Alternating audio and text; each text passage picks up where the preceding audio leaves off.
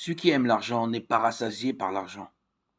Et celui qui aime les richesses ne l'est pas par le revenu. Cela aussi est vanité. Ecclésiaste 5.10.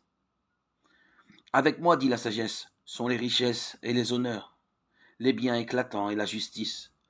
Proverbe 8.18.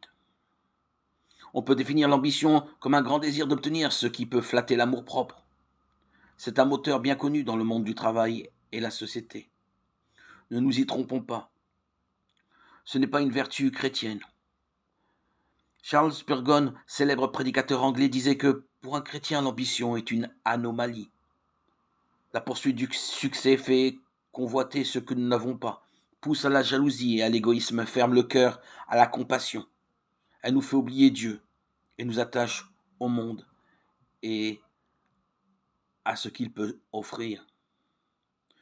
Nous devons bien sûr travailler consciencieusement, comme pour le Seigneur, mais quelles sont nos priorités? Nous laissons-nous absorber par nos activités au point de négliger notre famille, nos amis, nos moments avec le Seigneur Jésus? Ce n'est pas ce qu'il désire. Il veut au contraire nous faire découvrir tous ces trésors par le moyen de sa parole.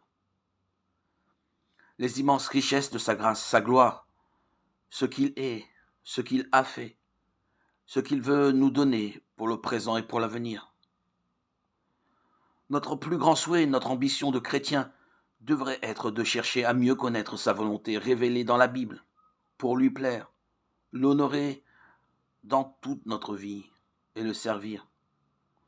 Concentrons nos efforts non pour l'amélioration de notre confort, mais en vue de vivre pour Christ, pour son Église et pour l'Évangile.